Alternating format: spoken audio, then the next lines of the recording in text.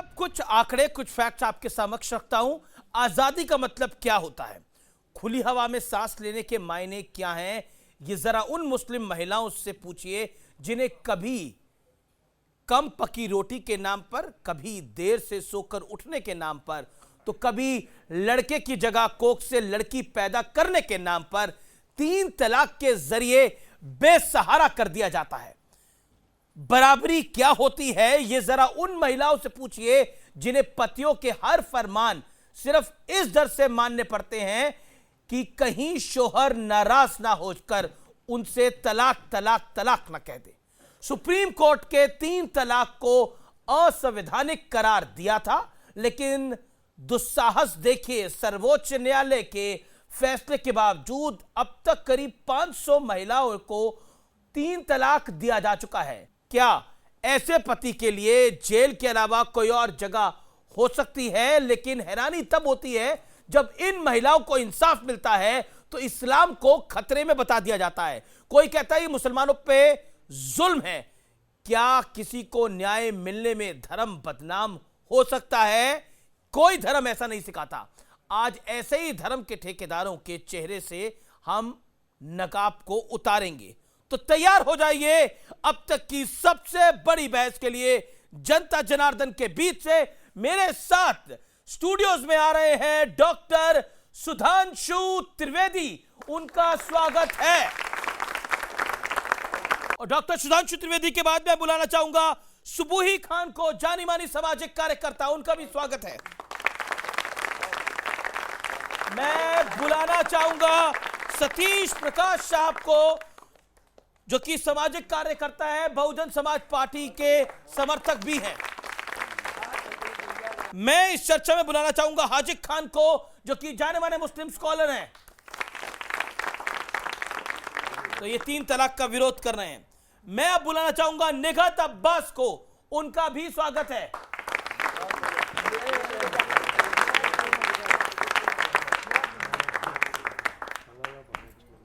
तो शुरुआत के 60 सेकंड पे आप सब अपनी बात रख सकते हैं।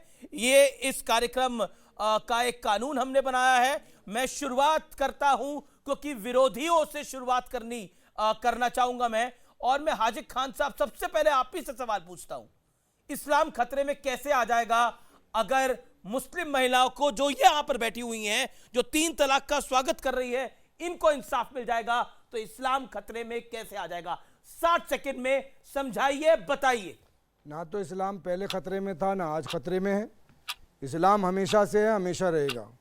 आदम अलैहिस्सलाम से लेके हुजूर पाक सल्लल्लाहु अलैहि वसल्लम तक 1,24,000 अंबिया दुनिया में आए और सब ने अल्लाह के बंदों को अल्लाह की तरफ लाया, इसलिए इस्लाम खतरे में कभी नहीं। यहाँ मसला 3 तलाक का था कि 3 तलाक इस्लाम के एतबार से कुरान में तलाक़ों को 3 बार में कहा है कि एक पहले दो, फिर दूसरे महीने में दो, फिर तीसरे महीने में दो। 3 तलाक के बाद 3 तलाक हो जाती है।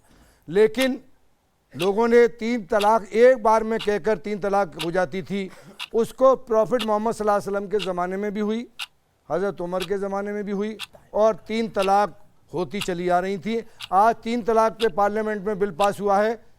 हम उसका विरोध इसलिए कर रहे थे कि हमारे यहाँ दीन को जानने वालों में, कुरान को समझने वालों में अगर सबसे बड़ा पूरी दुनिया में नाम आएगा तो हज़रत मोहम्मद सल्लल्लाहु अलैहि वसल्लम का और हज़रत उमर का आएगा, हज़रत अली का आएगा, हज़रत उस्मान का। ठीक है, मैं अब सुबूही खान का रुख करता हूं। सुबूही खान, आप तो एक तख्ती भी लेके आई हैं, ये 3 तलाक के विरोध में तख्ती लेकर आए हैं और आप 3 तलाक के पक्ष में आज खड़ी हैं। क्या आपको लगता है, यानी 3 तलाक को जो अबॉलिश कर दिया गया है उसके पक्ष में आप खड़ी हैं, इस्लाम खतरे में कैसे आ जाता है इस पूरे घटनाक्रम के साथ? आप देखिए, मुसलमानों को टारगेट करने के लिए हो रहा है ये, महबूबा मुफ्ती कह रही हैं, और उसके साथ साथ गुलाम नबी आजाद एक बात को कह रहे हैं कि उन्होंने सदन के अंदर उस बात को बोला कि देखिए, अगर आपको इस्लामिक देशों से ही कानून लेकर आने हैं तो ले आइए हाथ काटने वाला भी कानून, ले आइए गर्दन उड़ाने वाला भी कानून, और ISI को भी ले आइए। तो 3 तलाक को अबॉलिश करना उसके बराबर है क्या? देखिए, सबसे पहले तो मैं मौलाना साहब की बात का ये जवाब दे दूं कि ये तो प्रूव हो ही चुका है कि शरिया के हिसाब से तलाक बिद्दत एक बिल्कुल नॉन इस्लामिक प्रैक्टिस है। सुप्रीम कोर्ट भी एक्सपाउंड कर चुका है कि this is not an Islamic practice. तो इसको इस्लाम से जोड़ के रिप्रेजेंट तो करिए मत, पहली चीज़। दूसरी चीज़, गुलाम नबी आज़ाद साहब या महबूबा मुफ्ती, ये सब लोग इस वजह से इतना उछल रहे हैं कि जो इनकी डर की राजनीति चलती थी माइनॉरिटी के बेसिस पे, वो इनकी राजनीति की दुकानें अब बंद हो जाएंगी। पहली चीज।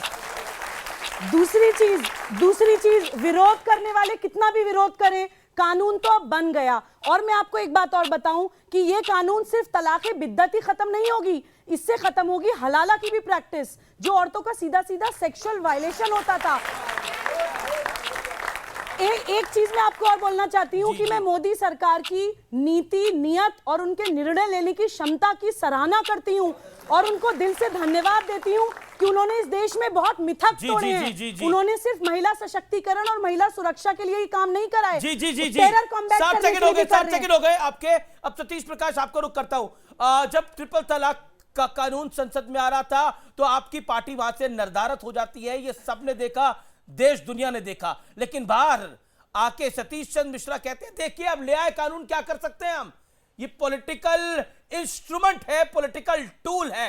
अब आप मुझे बताइए कि अगर नरेंद्र मोदी 3 तलाक जैसी कुप्रथा को, जैसे हिंदू धर्म में सती कुप्रथा थी कि नहीं थी, उस कुप्रथा को राजा राम मोहन रॉय ने खत्म किया था, और अगर 3 तलाक जैसी कुप्रथा को नरेंद्र मोदी खत्म करते हैं तो ये पॉलिटिकल गिमिक कैसे, बताइए। और कौन सा चुनाव है आप बताइए। हमने इसको कभी पॉलिटिकल गेम नहीं कहा। आप देखिए, तलाक सतीश चंद्र मिश्रा ने बोला तलाक एक विखंडनकारी प्रक्रिया है। कहीं ना कहीं तलाक होता है तो परिवारों में बिखराव होता है, और जिस परिवार में तलाक होता है उस परिवार की मनोस्थिति बहुत अच्छी नहीं होती। और एक बात मैं जरूर कहूंगा कि कोई भी कुरीति अगर लंबे समय तक चल जाए तो वो परंपराएं बन जाती है, और ऐसी परंपराओं को अगर खत्म कानून के द्वारा जब भी खत्म किया है, चाहे वो विधवा विवाह हो, चाहे वो सती प्रथा की व्यवस्था हो, या महिला एजुकेशन की व्यवस्था हो, हमेशा समाज में परिवर्तन आता रहना चाहिए। मुझे इसमें कहीं कोई दो राय नहीं है। और भारतीय जो संविधान है वो जेंडर डिस्क्रिमिनेशन की बात कभी करता ही नहीं है। वहां सबको इक्वल समानता और इक्वल अधिकार है, इसमें कहीं कोई दो राय नहीं है। मेरा सिर्फ सवाल यह है कि जिन लोगों के लिए कानून बनाना बड़ी बात नहीं है, लेकिन कानून की स्वीकार्यता भी हमको बढ़ानी चाहिए।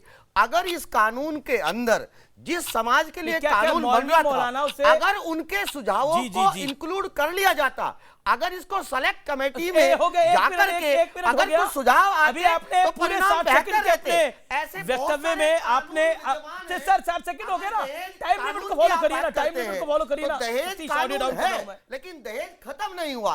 मेरे हिसाब से सोसाइटी की स्वीकार्यता भी बढ़ानी चाहिए। 60 सेकंड की टाइम लिमिट है, आपने 15 सेकंड ऊपर लीजिए, जिसमें से 40 सेकंड आपने बोला कि कुप्रथाओं को खत्म होना चाहिए, लेकिन जब ये कुप्रथा खत्म हो रही थी आप लोग गायब थे। उसके बाद आपने बोला, आपने डाइवोर्स पे एक बड़ा लेक्चर दे दिया। सर डाइवोर्स पे मॉरल लेक्चर की जरूरत नहीं है। यहां पर मैं आपको एक क्लियर करके बात को बता दूं। देखिए सुधांशु त्रिवेदी, आप बिल लेकर आए, बिल आपने पास कराया, 1.5-2 साल की कड़ी मशक्कत आपको करनी पड़ी इस बिल को पास कराने में, इसमें कोई डाउट किसी को नहीं होना चाहिए। लेकिन आज कहा जा रहा है कि मौलवी मौलानाओं से बात कर लेते तो बेहतर रहता। 60 सेकंड। देखिए, हम बहुत साफ कर देना चाहते हैं कि इसका मजहब और धर्म से कोई मतलब नहीं है। ये विशुद्ध रूप से महिलाओं के सम्मान, समानता और स्वाभिमान के लिए लाया गया बिल है। और रही बात जिनको इस बात पे आपत्ति है कि हमारे कोई कुरीति होती है, मैं तो कुरीति की बात तो छोड़िए। अरे भाई, तलाक जो है आपके यहाँ होता तो है, आपको इस पे ऐतराज है कि तलाक ऐसे होना चाहिए या वैसे। अरे भाई, हिंदू धर्म में तो तलाक जैसा कोई कॉन्सेप्ट ही नहीं है। हमारे यहाँ तो 7 जन्म का साथ माना जाता है कि मौत भी जो है आपको अलग नहीं कर सकती, सावित्री सत्यवान की कथा है। परंतु फिर भी हमने देखा कि अब मॉडर्न जमाना आया, बदलाव हुआ, परिस्थितियां हुई, तो असली बदलाव तो हमने अपने अंदर किया है। हमने तो व्यवस्था को भी पूरी तरीके से डिनाई किया। मगर अफसोस की बात यह है कि इस बदलाव के लिए, महिलाओं के सम्मान के लिए जो लोग तैयार नहीं हैं, उनके लिए मैं उन महिलाओं की तरफ से एक ही बात कहना चाहूंगा कि गर्दिश में थी तकदीर और दुश्वार था जीना, हम डूब ही जाते जो न होता मोदी का सफीना। सफीना मतलब नौका होती है। जी, आपने 60 सेकंड में अपनी बात रखी। अब निगत अब्बास है। निगत अब्बास केक भी लेके आई हैं इसको सेलिब्रेट करने के लिए, उन महिलाओं के लिए जिनकी ये जीत हुई है। लेकिन निगत अब्बास, ये कहानी लंबी है, ये कहानी बड़ी है। इसमें ज़ारा वसीम भी आती है, इसमें नुसरत जहां भी आती है, इसमें निगत अब्बास भी आती है, और इसमें तमाम वो महिलाएं आती हैं जिनको प्रताड़ित किया गया। मैंने आपका नाम इसलिए लिया, मैंने नुसरत जहां का नाम इसलिए लिया, मैंने ज़ाहिरा वसीम का नाम इसलिए लिया क्योंकि आप लोग भी इस रूढ़िवादी सोच से लड़ते हुए वहां तक पहुंचे हैं। बिल्कुल। क्या आपको लगता है कि अगर औरत आगे बढ़ती है तो दिक्कत वहीं से शुरू हो जाती है? इस बात का मैं जवाब दूं इससे पहले, क्योंकि ट्रिपल तलाक का बिल पास हुआ है तो तलाक तलाक तलाक ऐसे 3 लफ्जों से किसी की रूह को झंझोड़ा था, किसी के घर को तोड़ा था। एक महिला जो पीड़िता थी, उसके दर्द, उसकी आवाज अगर सुन लेना तो शायद ये बयां हम कर ना पाए। वो दिक्कत हमेशा रही। आज महिलाओं के अधिकार की, उनके सम्मान की, उनके हक की जीत हुई है। 30 जुलाई 2019 जब इतिहास के पन्नों में दर्ज कराया जाएगा ना अमीर जी, तो बोला जाएगा मुसलमान महिलाओं के लिए ईद भी आज थी, दिवाली भी आज थी और बाखुदा 15 अगस्त भी आज ही थी। और यही वजह है कि आज जो आपने कहा, अब आ जाते हैं जो आपने कहा डर। मैं पहले भी कह चुकी हूँ, काफी मौलाना मुझे ऑफ डिबेट कहते हैं, आप इस शब्द का इस्तेमाल मत करिए, पर ये बात सच है कि कुछ लोगों ने, मुट्ठी भर कुछ लोगों ने हलाला और ट्रिपल तलाक के नाम पर अपने अय्याशी के अड्डे खोल रखे थे। आज वो दुकानें बंद हो गई।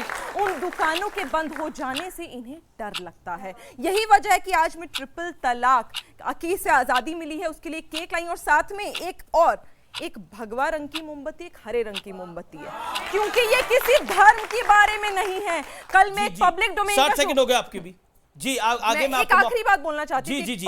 पब्लिक डोमेन का शो करी थी, जब बिल पास हुआ ना, तमाम जो महिलाएं और पुरुष वहां बैठे थे वो हिंदू थे और तालियां ऐसे पीट रहे थे कि उनके घर की महिलाओं को सम्मान मिला, उनके घर की महिलाओं को अधिकार। बताइए, ये समानता हमें जी हाजिक खान साहब, इन महिलाओं को अगर बराबर का अधिकार मिल जाएगा, निगत अब्बास और सुबुई खान को बराबर का अगर इंसाफ मिल जाएगा, तो आपकी तकलीफ क्यों बढ़ जाती है?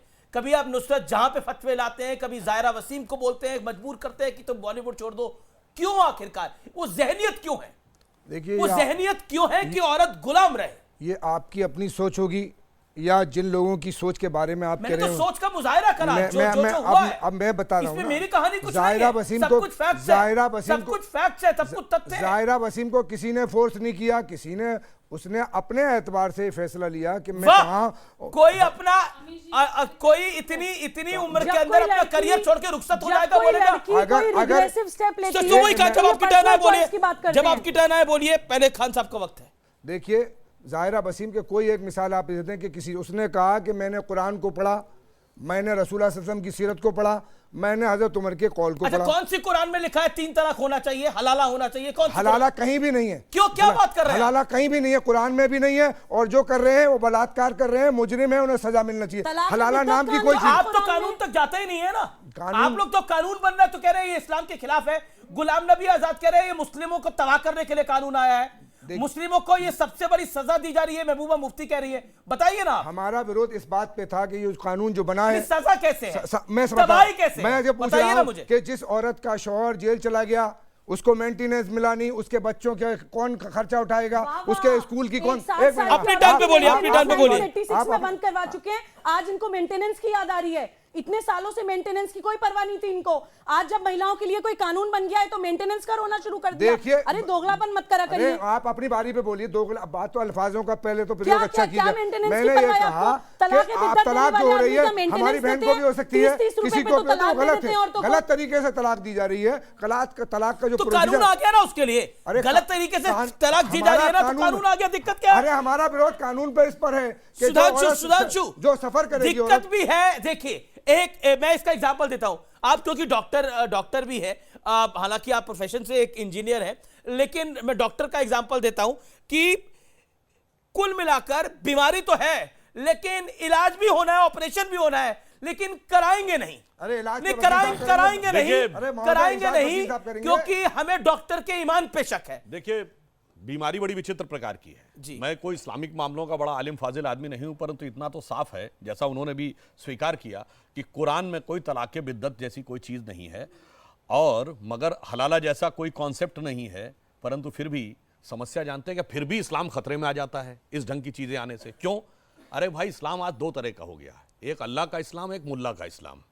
समस्या ये हो जाती है कि आज वो इस्लाम जिसने पूरी दुनिया को हिला रखा है, दहला रखा है, थर्रा रखा है, वो एक औरत के बिंदी लगा लेने से खतरे में आ जाता है, वो एक लड़की के फिल्म में काम कर लेने से खतरे में आ जाता है। ये कौन है? ये मुल्ला का इस्लाम है जो खतरे में आ जाता है। और इसीलिए मैं पूछना चाहता हूं, अगर गुलाम नबी आजाद साहब ने ये बात बोली कि आप इस्लामी देशों से लाना चाहते हैं ये, तो मैं कहना चाहता बोला, हूं on record बोला हाँ, मैं parliament बिल्कुल के कहना अंदर। चाहता हूं कि अगर आपको ये लगता है कि किसी औरत को फिल्म में काम नहीं करना चाहिए तो फिर खान बंधुओं को क्यों काम करना चाहिए भाई? वो इस्लामिक नहीं है क्या? और अगर ये बात है तो फिर कहा जाता है मौसीकी को इस्लाम में मान्यता नहीं है, या मतलब गायकी कुफ्र है, तो फिर आप ए आर रहमान से लेके मोहम्मद रफी तक के गाने, उनको तो आप कहेंगे जी बिल्कुल होने चाहिए। अरे है तो भाई कोई मुस्लिम मर्द भी सामने आए, कहें शराब पीने पे 100 कोड़े लगने चाहिए, शराब पीते पकड़े जाए, बाहर निकल के 100 कोड़े खाएं, मगर उसके लिए तो कोई तैयार नहीं होगा। सारी बंदिशें केवल औरतों के लिए, सारी के सारी जितनी भी आपकी अत्याचार है वो केवल औरतों के जी लिए। जी जी जी जी जी जी एक सेकंड, खान साहब कुछ सुधांशु त्रिवेदी जी को कहना चाहते हैं, फिर मैं आप दोनों के पास भी आ रहा हूं, आपके पास भी आऊंगा। देखिए सुशांत जी मित्तल जी ने जो कहा बात सुधांशु त्रिवेदी ने जो बात कही, ये बात बिल्कुल सही है कि मर्द वही करेगा, डॉक्टर जो जानता है, पीएचडी जिसने की है उसमें, वकील साहब इलाज नहीं करेंगे, इंजीनियर साहब इलाज नहीं करेंगे, मर्द का इलाज करेगा डॉक्टर। इन्होंने जब बिल मिलाया था तो इन्हें पर्सनल लॉ बोर्ड को बुला के उनसे उस पर डिस्कस करते तो और अच्छा बिल। पर्सनल लॉ बोर्ड को क्या बनाएंगे जो कहते हैं औरत का दिमाग, आप औरत का दिमाग तो घुटने में होता है, पर्सनल लॉ बोर्ड को क्या बोलेंगे? रुकिए ना आप लोग, मैन्युफैक्चर ये करने क्या वाला तरीका है भाई? बताएगा या आप बताएंगे अमित जी? सतीश प्रकाश और मैं उसके बाद ऑडियंस के पास भी आऊंगा। सतीश प्रकाश, मुसलमानों के ठेकेदार कौन है? मायावती, ओवैसी, गुलाम नबी आजाद, आजम खान, अखिलेश यादव। आजम खान वही है जिनके बेटे को जेल में डाल दिया गया है अभी नहीं, नए ठेकेदार का नाम नहीं बुधवार बताया को। आपने। मोदी जी तो नए ठेकेदार है ना, आप बता रहे हैं ना, यही है ना? अरे क्या नए कह रही ठेकेदार पब्लिक, कौन है? क्या सुनिए, पब्लिक क्या कह रही है? अरे मेरी बात को कंप्लीट करने दीजिए। चौकीदार है। मेरी बात खड़े को होके बोलिए, कंप्लीट खड़े होके करने बोलिए। दीजिए। बैठ बैठिए। आपने बताया, मोदी जी चौकीदार हैं, ठेकेदार कह रहे नहीं हैं। मोदी जी चौकीदार है, अरे भाई बाकी ठेकेदार नहीं है। विषय है 3 तलाक। मैं मैडम, एक आपको बात मौका बड़ी दूंगा। गंभीरता के साथ यहां कहनी चाहूंगा कि धार्मिक जो बंधन है और उनके जो सबसे ज्यादा शिकार होते हैं वो हमेशा कमजोर वर्ग का होते हैं, चाहे वो महिलाएं हो। अगर आप हिंदू धर्म में भी देखेंगे तो उनके शिकार मैक्सिमम जी, वही जी, लोग जी, हैं जो सामाजिक रूप से कमजोर हिंदू है। धर्म में क्या मुस्लिम में भी पंडित महिला कराता है इसलिए divorce? शिकार है हिंदू कि धर्म वो- में क्या पंडित वो कराता है कमजोर divorce? है, वो कहीं ना कहीं वीक क्या बात कर रहे हैं आप लोग? आपको करना पड़ेगा। नहीं, आप लोगों ने आंखों में पट्टी बांधी हुई है पूरी तरह से। सुनिए ना सर, आप नहीं, नहीं देखिए, कुरीति बहुत सारी हैं और कुरीतियों का ये हल आपको कुरीति नहीं निकालना थी क्या? पड़ेगा, और हल इनका इन ठेकेदारों पे क्या धार्मिक बोलेंगे आप? रास्ते से नहीं हो सकता। लोगों के अंदर मैं तो वैज्ञानिक ठेकेदारों सोच की बात पैदा कर रहा करनी हूं। पड़ेगी। निगत कुछ लोगों कहना का चाहती हैं इन पर, नजरिया और फिर सुप्रीम धार्मिक कोर्ट में नजरिए आप से ही की बात कर कहीं रही ना हूं। कहीं आपको वैज्ञानिक सोच की ओर जाना पड़ेगा। हाँ, उसकी अगर आप बिल्कुल सही कह रहे हो, वैज्ञानिक बिल्कुल सोच सही की कह ओर रहे हो। जाएंगे तो वैज्ञानिक कहीं ना सोच कहीं ये क्या है? देश के हित में भी मैं होगा, वही- ये समाज के हित में भी हाँ, होगा। सतीश जी, अब मैं बोलूं निगत आप अब्बास मुझे मेरा बताइए नाम ना। है। अब इसमें भाईजान, मेरे को निगत समझ अब्बास नहीं आ मेरा रहा, नाम है। ये 3 तलाक में वैज्ञानिक सोच कहां से आ नहीं, गई? आनी चाहिए भाई। पहले तो जी। तलाक के बिद्दत, तो सतीश प्रकाश जी को बता दे, बिद्दत का मतलब होता है इनोवेशन। जब इनोवेशन नया, लफ्ज नया, एक नया, मिनट नया। एक मिनट जी। इनोवेशन लफ्ज जुड़ जाता है, वो अपने आप ही कुरान से परे हो जाता है। दूसरी बात, ये बड़ा हिंदू मुसलमान को कल से कंपेयर किए जा रहे हैं। भैया हम तो कह रहे हैं करो, हिंदुओं में दूसरी शादी कर दे तो मर्द को जेल भेज देते हैं। बोलो दूसरी शादी मौलाना नहीं कर सकते, जेल भेज देंगे। हम कहेंगे यूनिफॉर्म सिविल कोड लाइए ना। कुछ कहना चाहते हैं आप उसके इसमें? बाद जी जी जी, बोलो बोलो बोलो बेटा, क्या कहना चाहते हो? जी जी, डरो मत, आप बोलिए। देखिए, बोल भी नहीं पाती है महिलाएं, आपको, आप वाकई लोगों को आपको सोचना चाहिए। बोलिए 50% और बोलिए, आप अगर बोलना चाहे तो बोलिए। हलाला के लिए आपने बोला था ना, नहीं नहीं, आप बोलने दीजिए उनको, फांसी बोलिए। की सजा होनी चाहिए। बोलिए बोलिए बोलिए। हलाला के लिए ना फांसी सजा होनी चाहिए। हलाला के लिए फांसी की सजा होनी एक आखिरी चाहिए। पॉइंट ये मेरा। दुख है, ये बोल नहीं ये पाते दुख ये है, लोग। यही दुख है जो मेरे साथ खड़े हुए खान साहब और तमाम ऐसे, जो मैं कहूंगी झूठे काजी, सच्चे काजी ऐसे नहीं करेंगे, जो झूठे काजी होते हैं, इन्होंने महिलाओं को दबा रखा है। आज जी, मेंटेनेंस की बात करते अल्फाज हैं इन्होंने, बात एक करने- बात ये सेकंड है भाई कि जान, हलाला नाम अल्फाज कुरान छोड़ो, में है यहाँ नहीं। महिलाओं उनको का रेप हो रहा है हलाला के नाम पे। वो गलत तुम्हें है, अल्फाज वो की गलत पड़ी था, हुई है, है, जिंदगियों की हमेशा गलत जिंदगी रहेगा। खराब करी क्या जा मतलब रही है, इस्लाम ने महिलाओं गलत पर बताया? अत्याचार हो इस्लाम रहा ने है। उसको कहीं तुम्हें जायज आपको नहीं। आवाज ऐसे की लोगों पड़ी ने हुई और सवाल जो की- अपने को दूसरे के एक सामने मिनट, पेश करे, वो लोग maintenance- हलाले की बात कर रहे हैं। maintenance- हलाला इस्लाम में जायज गलत नहीं। बोला आपने। आप लोग को, देखिए, आप यही मान जो रहे हैं। अपने आप को अगर- दूसरों के सामने पेश करें, वो ये गलत कमेंट करा वो आपने, लड़की- ऑब्जेक्शनेबल है वो ये। लड़की का नहीं, वो ये लड़की का हक ऑब्जेक्शनेबल है सर। वो लड़की का हक है कि उसका निकाह कैसे होगा, किसी को हक नहीं है ना मुझे ना किसी को, जो अपने को पेश कर रहा है वो गलत कर रहा है। अमीश जी एक मिनट, मेरी बात है हलाले पे।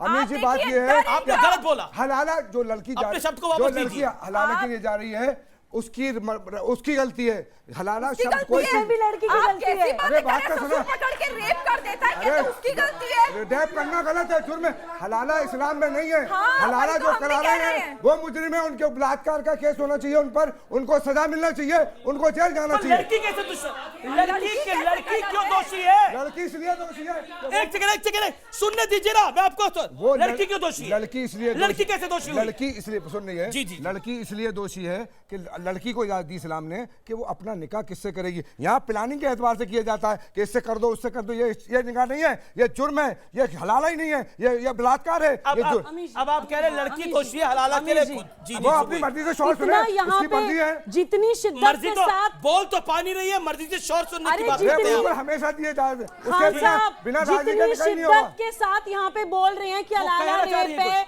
हराम है, आप लोगों ने एज अ कम्युनिटी, जब आपकी कम्युनिटी जी, में जी, ये जी। गंदगी फैल रही थी, आज तक उसको खत्म करने के लिए किया क्या? नहीं, अब तो हम बताएंगे आपको हमने क्या नहीं, ये बात ये हुई है कि भाई ट्रिपल तलाक की बात हुई, 3 शादी को इजाजत है।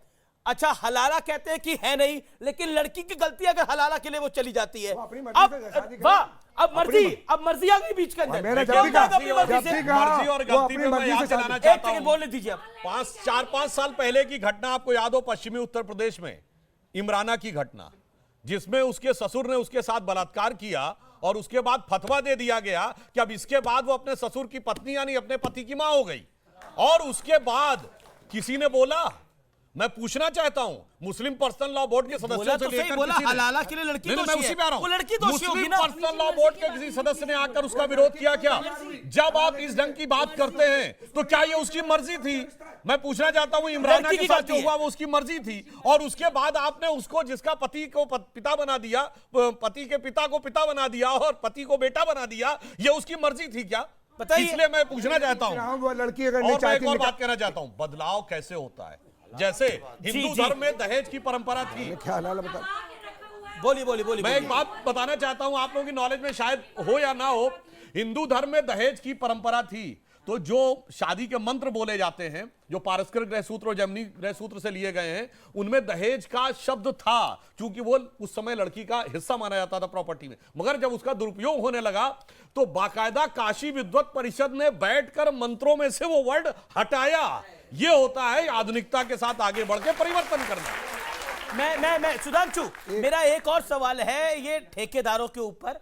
गुलाम नबी आजाद जैसे ठेकेदार, वो ठेकेदार जो मायावती जिस वोट बैंक की ठेकेदारी करती है, आजम खान जैसे ठेकेदार जो मदरसे की किताबें चोरी करके अपनी जौहर यूनिवर्सिटी में रखवा लेते हैं, और वो इस्लाम के ठेकेदार बनते हैं। देखिए, मैं आपको बताना चाहता हूं ठेकेदारी क्या होती है। मुस्लिमों के लिए सबसे बड़ी रिपोर्ट आई थी 2013 में, सच्चर कमेटी की रिपोर्ट, जिसमें कहा गया था बड़े बुरे हालात में है। ठीक है, रंगनाथ मिश्रा कमेटी की रिपोर्ट, जिसमें कहा गया था बुरे हालात में है। तब तक आजादी के 67 साल हुए थे।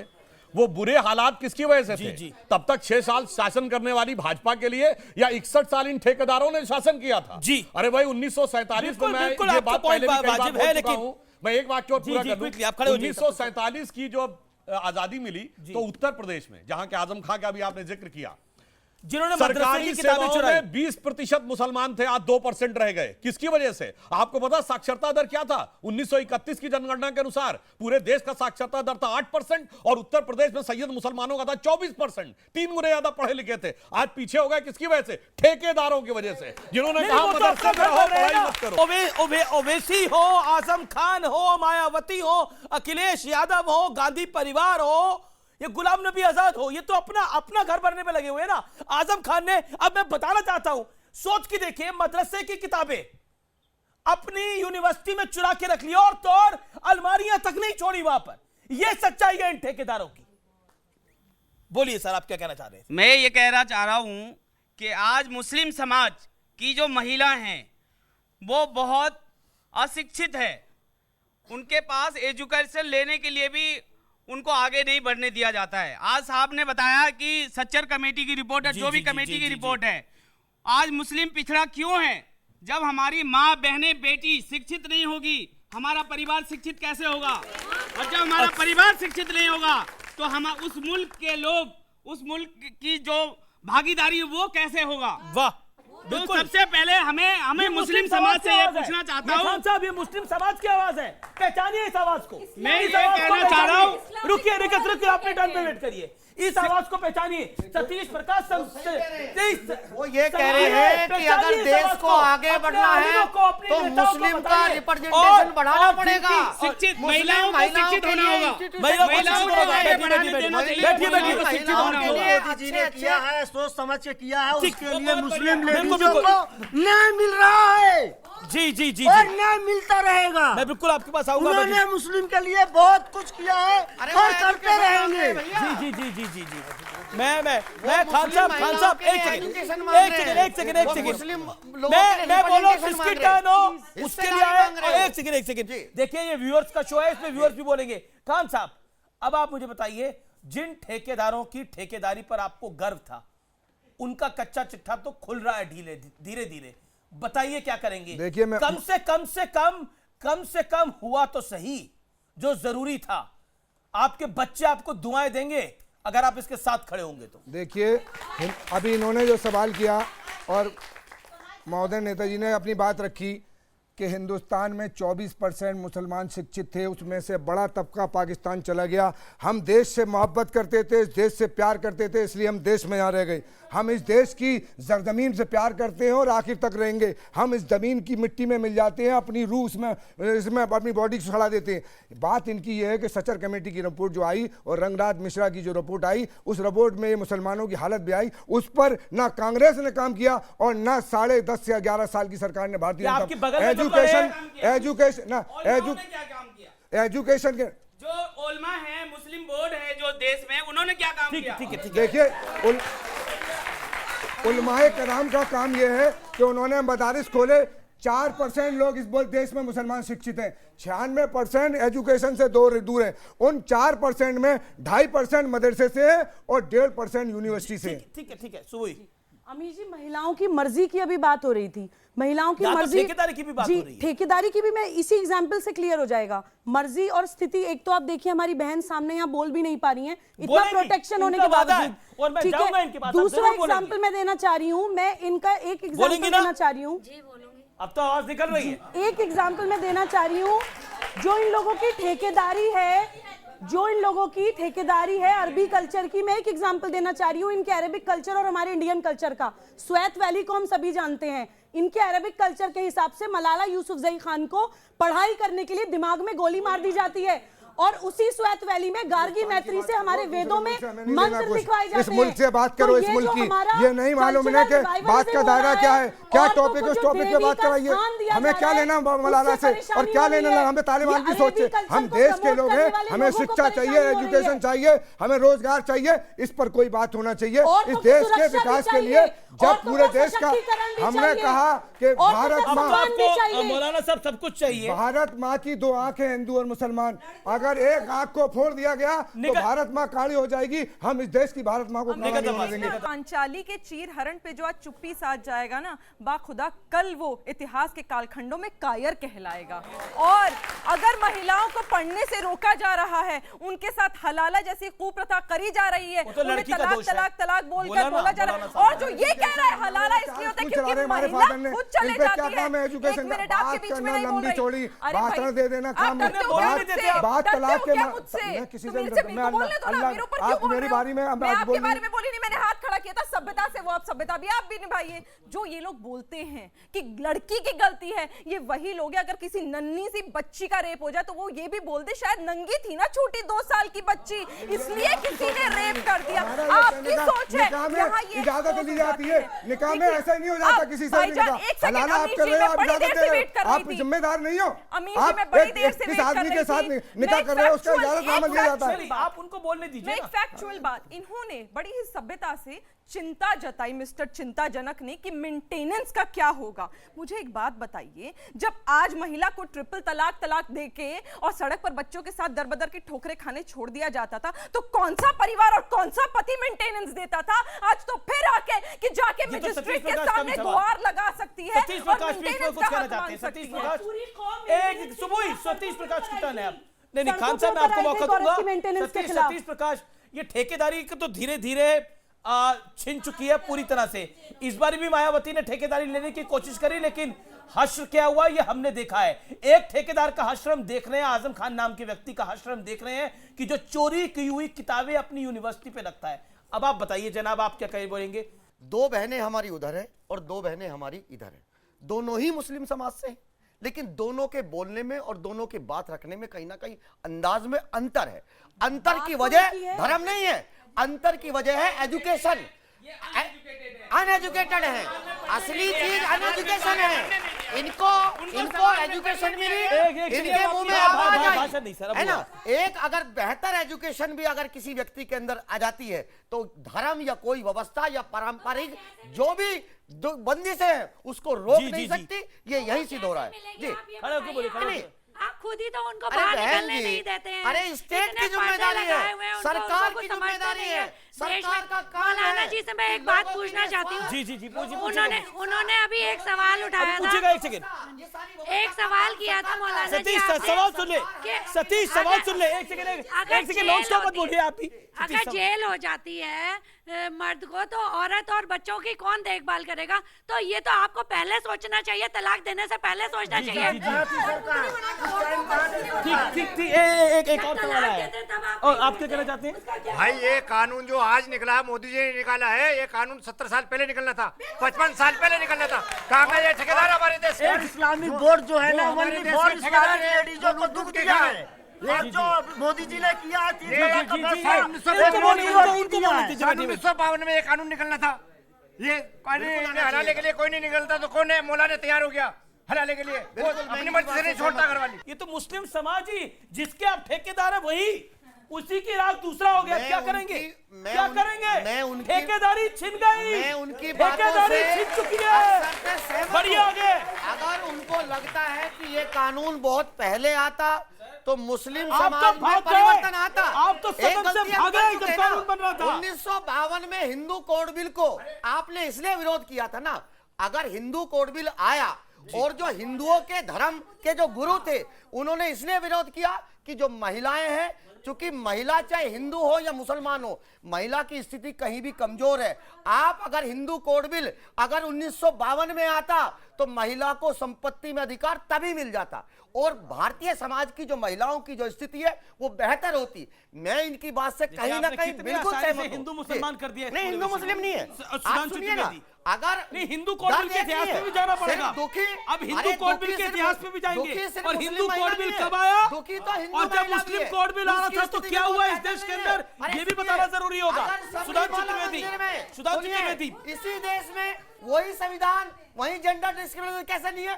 अगर सबरीमाला मंदिर में हमारी बहनों को रोक दिया जाता है, वो भी तो एक दर्द है ना, वो भी एक कलंक है। सबरीमाला का दर्द हो रहा है किसी मस्जिद में जी, बिल्कुल लड़ना चाहिए।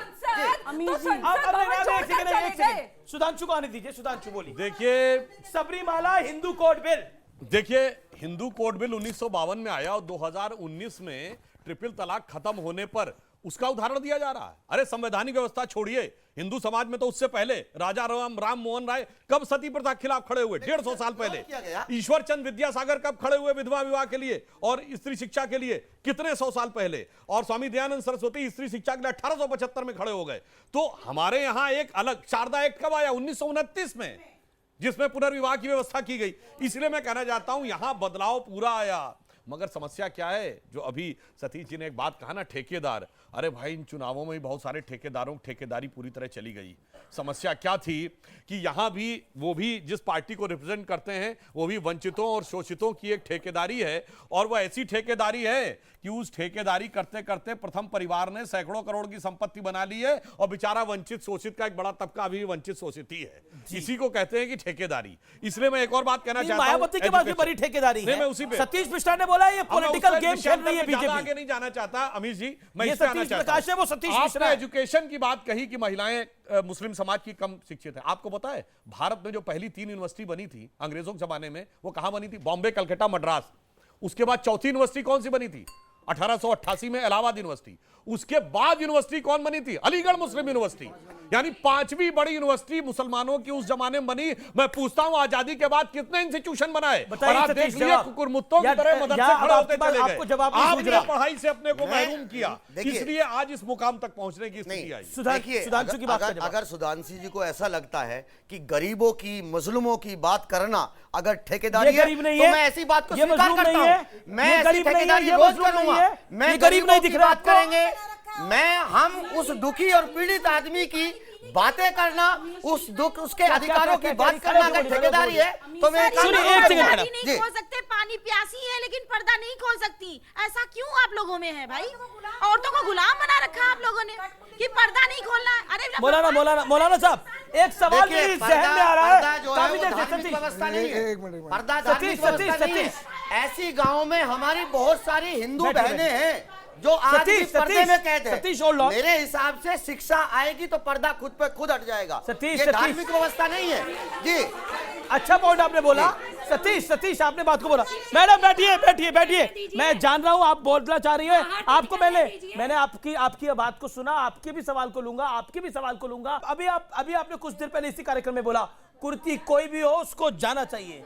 कुर्ती तो ये भी है कि एक मर्द को 4 शादियां अलाउ होती हैं, वो कुर्ती नहीं है। आज ऐलान करिए कि वो भी बंद होना चाहिए, करिए ऐलान। देखिए, मैं ऐलान नहीं करूंगा, जो अल्लाह ने कह रखा है संविधान वो अल्लाह रब्बुल आलमीन है। आप सुनो, आप अल्लाह रब्बुल आलमीन है।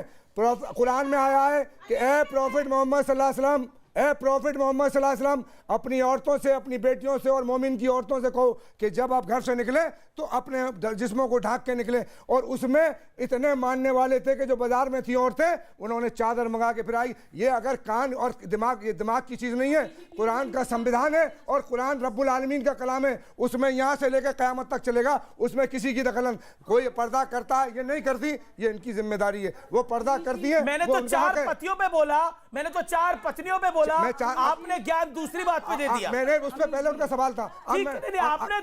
आप 4 पत्नी की बात को तो भूल पत्नी पे भी आपने बोला पर्दा तो जरूरी है। अरे भैया, बिना पर्दे के तो काम चल ही नहीं सकता। जनाब, 4 पत्नी पे सुन लो, कुरान में अल्लाह ताला आपने बोला ना कुरीति बंद होनी चाहिए, ये भी तो कुरीति है। नहीं, ये कुरीति, ये भी तो कुरीति है। आपके लिए होगी, इस्लाम में कुरीति नहीं है। इस्लाम का हुक्म है। बात तो सुबह का आप दोनों गिरा दूंगा। पहले निगत फिर सुबुई, पहले निगत फिर सुबुई, पहले निगत फिर सुबुई।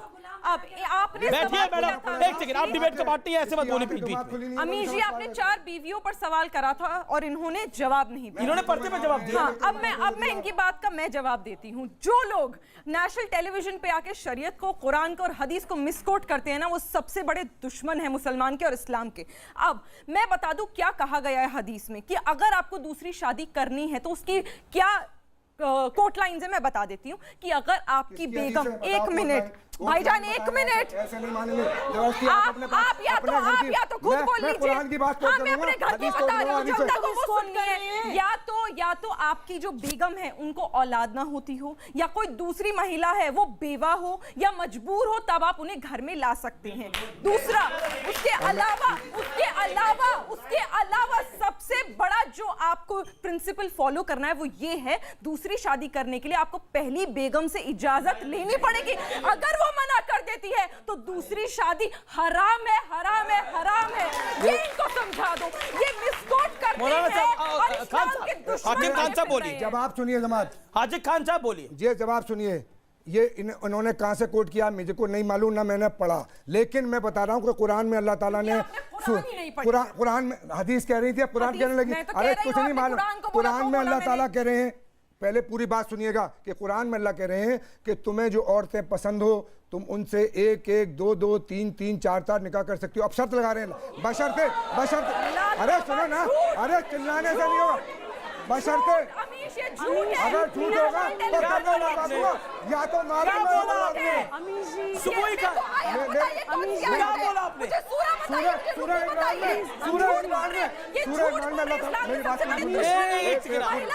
बोलिए क्या बोला भी आपने? जी सूरे आले इमरान की आयत में अल्लाह ताला ने कुरान में कहा है कि तुम्हें जो औरत, लेकिन आगे शर्त लगाई उसके बाद कि अगर तुम 4 औरत रखने के काबिल नहीं हो तो तुम एक ही करो, बशर्ते कि अगर तुम उनके साथ एक सा मामला कर सको, और अगर ये ना कर सको तो अल्लाह कह रहे हैं तुम एक ही करो। सुबुई कुछ कहना चाहती है। अभी आपने सुना क्या बोला, उस पर रिस्पॉन्ड करिए आप। बोलिए, माइक लगा हुआ है। सबसे पहले तो प्लीज बैठ के, मुझे पता है आप कुछ अमीर कहना जी, चाहते मैं हैं। बहुत इंपॉर्टेंट पॉइंट यहाँ पे आज बोलने जा रही हूँ। आज तक कभी किसी मुस्लिम ने नहीं बोला। हाजी खान साहब से सबसे पहले तो मैं ये बोलना चाहती हूँ कि जिस धर्म में खान साहब जैसे इस्लामिक स्कॉलर्स हो, उनको दुश्मनों की क्या जरूरत है जो अपने धर्म को ही ऐसे बदनाम कर रहे हैं। अगर आप धर्म के बारे में जानती नहीं दूसरी तो आप धर्म की दुश्मन है, हम तो होंगे दुश्मन। खिलाफ शरीयत कर रही हैं आप, दुश्मन होंगे, हम कैसे दुश्मन हो जाएंगे? कंडीशंस बोली कि कुरान में ये लिखा है। मैं इससे भी आगे जाके एक बात बोलना चाहती हूँ आज नेशनल टीवी पे, कि कुरान के अंदर जो वर्सेस हैं वो कुछ एडमिनिस्ट्रेटिव पर्पस से हैं, कुछ साइकोलॉजिकल पर्पस से हैं, कुछ वहां पे वॉरफेयर चल रही थी उस पर्पस से हैं।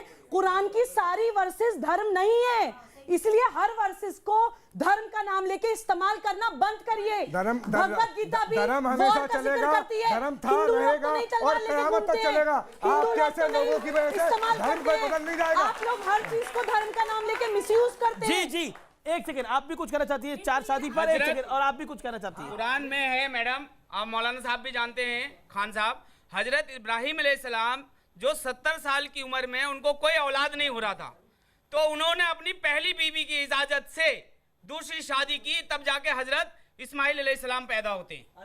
जी अब आपने अच्छा पॉइंट बोला, बोलिए। मैं सर ये कहना चाहता हूँ, जैसे आपने बताया था हिंदू में कुरीतियाँ थी, वो भी एक उसके लिए भी एक कानून बना था, तब वो खत्म हुई। मैं मौलाना साहब से ये कहता हूँ जो ट्रिपल तलाक है, इसके कानून के खिलाफ ये यहाँ पे बोलने आए हैं, ये क्या सोचकर बोलने आए हैं, इसका विरोध करने आए हैं यहाँ पे?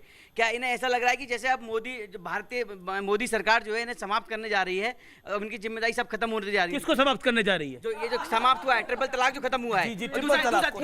दो लाइन बस, मैं 2 लाइन कहना चाहता हूँ। इंकलाब गाने वाले श्रृंगार नहीं गाया करते, इंकलाब गाने वाले श्रृंगार नहीं गाया करते, मानचित्र फड़काने से भूचाल नहीं आया करते। मोदी जैसा लाल हजारों सालों में पैदा होता है, मोदी जैसा लाल हजारों सालों में पैदा होता है, नायक है ये सकल विश्व का दुश्मन बैठा रोता है। जी आप क्या कहना चाहती है, बताइए क्या कहना चाह रही थी आप? पहला सवाल मौलाना साहब से ये पूछना चाहती हूँ, क्या आपको परेशानी क्या है? अगर 3 तलाक आता है तो इससे आपकी बेटियों को फायदा होगा आगे जाकर के। ये तो सलाह दी है आपको, ठीक है। आप कुछ कहना चाहती है? अब कार्यक्रम का बिल्कुल आखिरी है, कुछ कहना चाहती है? कुछ बोलना चाह रहे हैं, बोलने दीजिए उनको, खड़े होके बोलिए अपनी बात को। जैसा इन्होंने बोला कि हदीस में लिखा हुआ है कि निकाह करना, तो क्या उसमें भी निकाह के साथ ही आता है कि तलाक देना? बताइए। उसमें क्या लिखा हुआ आता है कि उसमें तलाक के बाद फिर मतलब अलग हो जाना? आप मुझे बता दो। तलाक देने का जो सिस्टम है उसको ना तो देने वाला जानता ना लेने वाला जानता, दोनों नहीं जानते। हलाला कोई चीज नहीं है, हलाला मैंने पहले कह दिया, हलाला कोई चीज नहीं है, हलाला कोई चीज नहीं। निगत के साथ खड़े होइए, बोलिए आप क्या कहना चाह रही है, बताइए। तालियां इनके लिए। ये है ताकत, ये है लोकतंत्र की ताकत। खड़े होकर स्वागत करिए, आप सबके स्वागत हो रहा है, खड़े होकर। निकाह के साथ तलाक लिखा हुआ आता है तो क्या? जी कटवाएंगे, केक कटवाएंगे। जी बोलिए अपनी बात रखिए, उन्हें बोलने दीजिए। इन्होंने बोला कि निकाह जायज है, ठीक है, तो क्या निकाह के साथ तलाक भी लिखा हुआ आता है? हाँ, बताइए। तो हलाला भी लिखा हुआ आता है। हलाला अल्फाज है ही नहीं, तो क्यों लिखा? हलाला कई चीज नहीं है। अभी परसों एक लेडी ने फतवा दिखाया, देवबंद का फतवा, उसमें हलाला नहीं है। नहीं होता, जो करते हैं वो मुजरिम है, जो करते हैं उनको सजा मिलना चाहिए, उन्हें जेल भेजना चाहिए, चाहे वो मौलाना हो या कोई और हो। अब चल रहा तो पहले डांट क्यों रहे उनको? क़यामत तक रहेगा। अरे हाकिम साहब डांट क्यों रहे हैं आप? नहीं, मैं तो अपनी बात कह रहा हूँ। जी क़यामत तक रहेगा वो जुर्म था, रहेगा। तो फिर आप क्यों रोक रहे? पहले रोकना चाहिए, तो पहले लिख के भेजते। तो अगर ये ऐसा कुछ था तो हमको लिख के भेजते, जिसको लेना है वो भेजेगा। रोको ना, जो हलाला करवाते हैं, वो मुजरिम है, उनको सजा मिलना चाहिए, उनको जेल भेजना चाहिए। हम कहते नहीं भैया जेल भेजना, उनके खिलाफ मुकदमा होना चाहिए, बलात्कार का उनके खिलाफ जेल होना चाहिए। आप भी आइए मंच के ऊपर और केक काट के मैं चाहता हूँ कि जी आप भी आइए, आप भी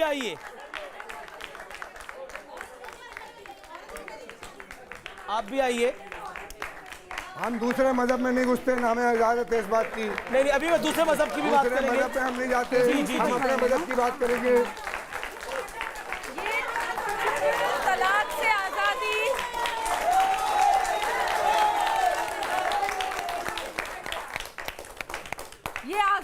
का केक आज कटा है। आज हक मिला है मुसलमान महिलाओं को अपना। उनको भी हक दिलवा दो, जो 40 साल से अपने घर से बाहर है, उन्हें भी हक दिलवा दो बाबूजी।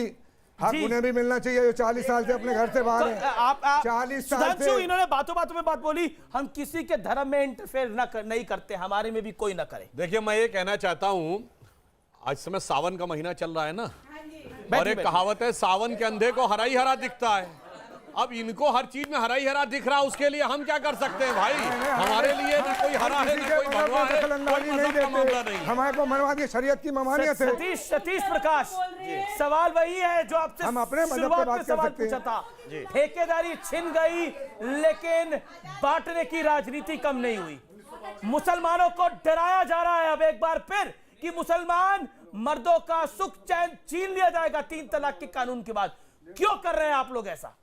देखिए, अगर किसी कानून के बनने से अगर मुस्लिम महिलाओं के जीवन में परिवर्तन आता है, उनके जीवन में बेहतरी के लिए अगर कोई कानून बनता है, और अगर मोदी जी की सरकार है, और आपकी इस डिबेट में एक बात सिद्ध हो चुकी कि मुस्लिम महिलाओं को अगर आगे बढ़ाना है, ट्रिपल तलाक से भी एक मजबूत चीज है, उनके लिए उनका रिप्रेजेंटेशन बढ़ाएं, उनके अंदर एक ऐसा एस्टेब्लिशमेंट करें।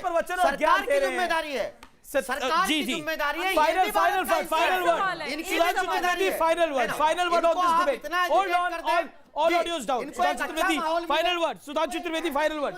ठीक है सतीश, हो गया। सतीश हुआ।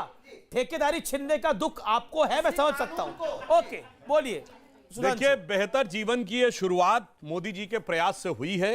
अब ये 21वीं सदी का भारत है जो नए सिरे से आगे बढ़ना चाहता है, और उसमें समाज के सभी वर्ग आगे बढ़ रहे हैं। और मैं ये भी कहना चाहता हूं, आप कितना भी रोक लीजिए, रुकने वाला नहीं है, क्योंकि 1 जनवरी सन 2001 को 21वीं सदी का जब पहला सूरज उगा था, इस देश में किसकी सरकार थी?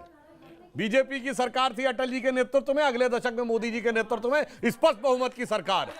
इसलिए मैं कहना चाहता हूं, मोदी जी के लिए सिर्फ एक वाक्य कहना चाहूंगा कि मेरी हिम्मत को सराहो, मेरे हमराही बनो, मैंने एक शम्म जलाई है हवाओं के खिलाफ। जी चलिए, आखिरी दौर में निगत अब्बास, प्रधानमंत्री मोदी के लिए आप क्या कहना चाहती हैं? प्रधानमंत्री मोदी को तो हम दिल से शुक्रिया अदा करना चाहते हैं, और तमाम सांसदों ने जिन्होंने हमारी मदद करी, हमारा समर्थन दिया, उनके लिए दिल से शुक्रिया। अगर मैं मानती हूँ मेरी दोनों बहनें भी करेंगी, और तमाम जो पीड़िता रही हैं उनका आज दुख हरा है। जी आपका फाइनल वर्ड क्या है? 10 सेकंड। मैं मोदी जी का बहुत बहुत धन्यवाद करती हूं। उन्होंने इस हिंदुस्तान की ना ही सिर्फ मुसलमान बल्कि सभी महिलाओं को एक ताकत दी है। शुक्रिया, और इस देश में सुरक्षा के साथ रहने और का अब साथ दिया है। देश हित की बात, मुझे पता आपको भी मोदी जी के बारे में कुछ कहना होगा, लेकिन फिलहाल सब इतना ही है। 3 तलाक से तो मुस्लिम महिलाओं को आजादी मिल गई है, लेकिन अब हलाला पर भी वार होना जरूरी है। आखिर धर्म के नाम पर कैसे एक महिला की इज्जत तार-तार की जा सकती है?